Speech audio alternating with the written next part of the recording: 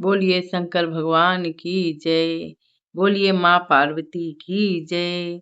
Hello दोस्तों, मैं वंदना त्रिपाठी आप सभी का एक बार फिर से अपने चैनल पे बहुत बहुत स्वागत करती हूँ। आज मैं आ गई हूँ फिर से एक नया वीडियो के लेके। आज मैं हरियाली तीज व्रत कथा लेके आई हूँ। ये हरियाली तीज व्रत सावन में किया जाता है और ये ज़्यादातर राजस्थान में किया जाता है, लेकिन आजकल हरियाली तीज क्या यूपी क्या बिहार सब जगह हरियाली तीज सभी लोग बहुत ही उत्साह पूर्वक मनाते हैं। हाँ, व्रत तो राजस्थान के में ही किया जाता है, यूपी बिहार में ये व्रत नहीं होता है, लेकिन आजकल लोग शौक से कर भी रहे हैं। तो दोस्तों, आज मैं ये कथा लेके आई हूँ। सुहागिन महिलाएं अपने पति की लंबी उम्र, अच्छी सेहत और सुख समृद्धि के लिए ये व्रत रखती हैं।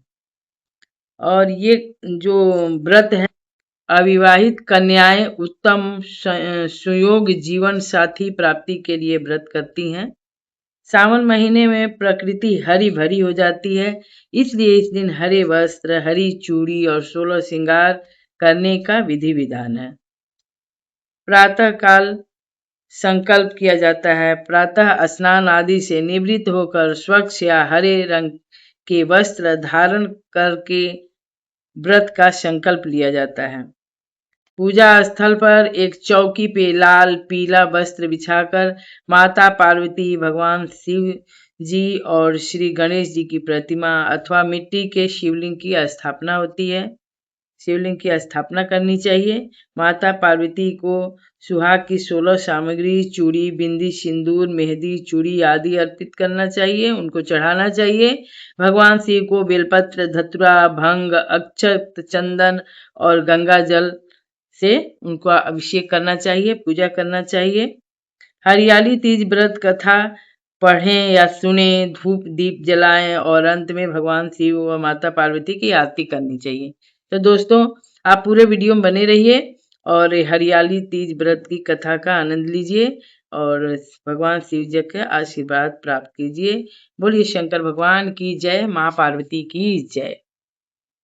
हरियाली तीज का पावन पर्व श्रावण मास के शुक्ल पक्ष की तृतीया तिथि को मनाया जाता है। यह पर्व सुहागिन महिलाएं और कुंवारी कन्याओं द्वारा अखंड सौभाग्य, वैवाहिक सुखी और मनोवांछित बल की प्राप्ति के लिए रखा जाता है।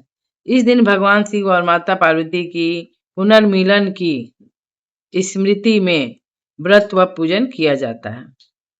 पौराणिक मान्यता के अनुसार भगवान शिव ने स्वयं माता पार्वती को उनके पूर्व जन्म पर स्मरण कराते हुए यह कथा सुनाई थी। भगवान शिव बोले, हे पार्वती, तुमने मुझे अपने पति के रूप में पाने के लिए अत्यंत कठिन तपस्या की थी। तुम्हारा यह दृढ़ संकल्प और निष्ठा ही हरियाली तीज व्रत का आधार है। माता पार्वती ने अपने पूर्व जन्म सती रूप के बाद पर्वतराज हिमालय के घर पार्वती के रूप में जन्म लिया। बाल्यकाल से ही उनके मन में भगवान शिव के प्रति अटूट प्रेम और भक्ति थी। वे भगवान शिव को ही अपने पति के रूप में स्वीकार कर चुकी थी। जब वे विवाह योग्य हुई तो उनके पिता पर्वतराज हिमालय उनके विवाह के लिए योग्य वर की तलाश करने लगे। इसी बीच महर्षि नारद वहां पहुंचे और उन्होंने राजा हिमालय से कहा कि भगवान विष्णु उनकी पुत्री पार्वती से विवाह करना चाहते हैं। राजा हिमालय इस प्रस्ताव से अत्यंत प्रसन्न हुए और उन्होंने स्वीकृति दे दी। जब माता पार्वती को ज्ञात हुआ कि उनके पिता उनका विवाह भगवान विष्णु से कराना चाहते हैं, तो वे अत्यंत दुखी हुए। उन्होंने अपनी सखियों को बुलाकर अपने मन की व्यथा कही। हे सखी, मैंने तो अपने मन और आत्मा से केवल भगवान शिव को अपने पति रूप में स्वीकार किया है। मैं किसी अन्य से विवाह नहीं कर सकती। माता पार्वती की स्थिति देखकर उनकी प्रिय सखी ने उन्हें एक साधन बताया। उन्हें घने जंगल में जाने को कहा। घने जंगल में ले जाकर एक गुप्त गुफा में छिपा दिया ताकि उनके पिता उन्हें ढूंढ न सकें। जब घने जंगल में गंगा नदी के तट पे माता पार्वती ने श्रावण की तृतीय तिथि के दिन रेत बालू से शिवलिंग का निर्माण किया। उन्होंने अन्न जल त्याग कर निराहार और निर्जल रहकर कठोर तपस्या की। वे दिन रात भगवान शिव के ध्यान में लीन रहीं और शिव स्तुति करती रही।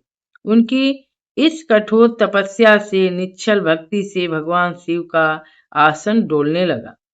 माता पार्वती की अनन्य भक्ति से प्रसन्न होकर भगवान शिव प्रकट हुए और बोले, हे पार्वती, मैं तुम्हारी तपस्या से अत्यंत प्रसन्न हूँ। मांगो, क्या वरदान मांगना चाहती हो? माता पार्वती ने हाथ जोड़कर विनय पूर्वक कहा, हे प्रभु, यदि आप मुझ पे प्रसन्न हैं तो मुझे अपनी अर्धांगिनी के रूप में स्वीकार कीजिए।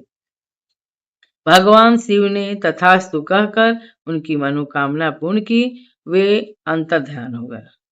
तपस्या पूर्ण होने के बाद राजा हिमालय अपनी पुत्री को ढूंढते हुए उस वन में पहुंचे। उन्होंने पार्वती से घर छोड़ने का कारण पूछा। माता पार्वती ने कहा, पिताजी, मैंने भगवान शिव को पति के रूप में पाने के लिए यह तपस्या की है। भगवान शिव ने मेरी प्रार्थना स्वीकार कर ली है। यदि आप मेरा विवाह भगवान शिव से कराने के लिए तैयार हैं, तभी मैं घर चलूंगी।